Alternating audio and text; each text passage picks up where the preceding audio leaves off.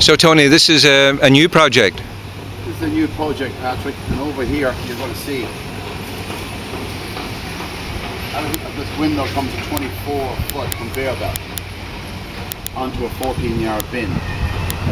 If you take a look at the landscaping here, we have so far removed 6 14-yard bins. Not much damage at all. Almost zero. We put down 30 4x8 by 3/4 inch sheets of plywood over the entire area. So we take as much care on the exterior as we do of the interior. So Tony, it looks like a fairly typical before shot. What's happening anyway? Well, we're going down here 3.5 feet. So when we're finished and we hand the basement back to the client will have 9 foot from the concrete floor right up to the drywall ceiling. Wow, so that gives us an idea of the kind of space you're going to create here. Exactly. And what's happening with these pillars? I noticed that fairly typical of the kind of homes in this area. Alright, well here, Patrick, we got pillar 1 and pillar 2. This area here will be jacked up each side. Pillar will be taken down, and we put in here a 4-inch in diameter steel beam that will pick up the weight from here and the same over here. That's an awful lot of dirt, lads. What's the story? I mean, why do you pile it all in the middle there, Paddy? Yeah, well, this is just the dirt excavation of the number 2s, the foxhole and the actual hole itself. So what we're doing is we try to get it all done in one day or 1.5 days, like we're trying to get all the dirt in one area. And then we walk around there and form the whole area. Number 1s, number 2s, number 3s. And all the stuff is thrown like that in one go. It makes it a lot easier for us. How long does it take you to get rid of such a mountain of dirt? Like this, a day and a half at least. And then is it not awkward for you guys working around it and everything? Well, we leave sort of a trail around, at least get a wheelbar out around it. It makes it a lot easier. A tight space, but it looks like you get the job done. Thanks. Hey Paddy, you're right in the thick of this one. What's the scoop here? Yeah, well, we just finished excavating number 2s there, like, and right in the thick of the mountain there, like. And this is an excavation here then. Yeah. But it looks like one is full, one is finished, and the other is what, about to be done? Yeah. We're doing it in 4-foot sections. You can see down here, Patrick. It's like this is a finished one completely here. This is number 1. We've done, and we got number 2s ready to pour. So what we do here, we pour this cement. This is 32 inches of cement here, and this is the dry pack that we've got right here. What's with the dry pack? What's so special about that? With the concrete would tend to shrink. So quarter inch, whatever it is, like. But this is a non-shrink grout you put in, and it won't shrink at all. So you pack it in, it's compacted, and that's it. So complete place there, like. So that's a complete new foundation for the original foundation to sit on. That's your old foundation right there, like 4 inches, and that's the whole brand new foundation right there.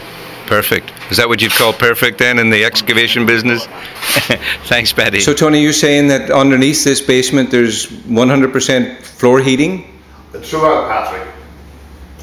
And what's the reason for doing that? Is it just economical at this time, or it's fashionable, or what? It's economical at this time. Great saving on the heat, and yes. And the comfort must be fabulous. Absolutely. And then what have you got here? You've created a bathroom. A bathroom in here with your pocket door. Space saving. Oh, wonderful. Space saving. And your crew did all this? Absolutely. So what you have here is you got your beautiful glass.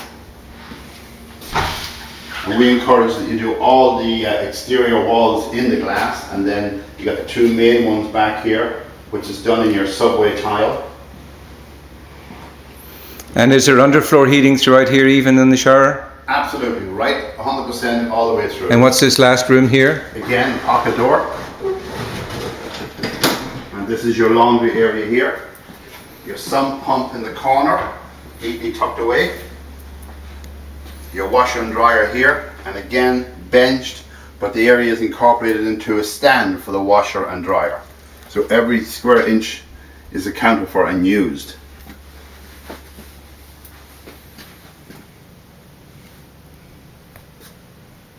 And this is the underfloor heating system. This is the underfloor heating system.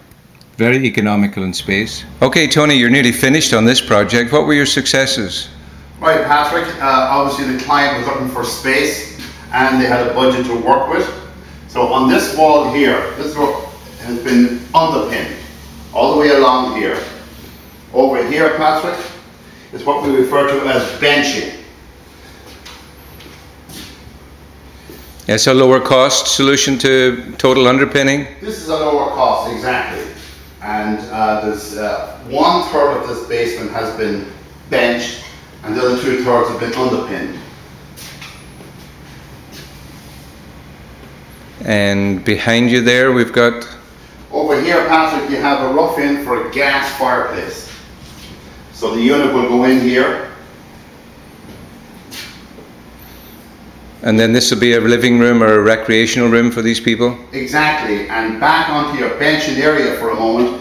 This, what we're end up doing here is we're going to upholster a cushion that will go all the way along, and this can be used for seating arrangement.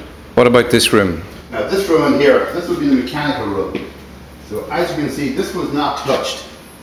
So you got excellent head space. So what happened here was, my men came in, we broke up the existing floor, we waterproofed the walls, weeping tile all 4 walls, and installed a radiant floor, which is right out through the entire basement floor, by the way.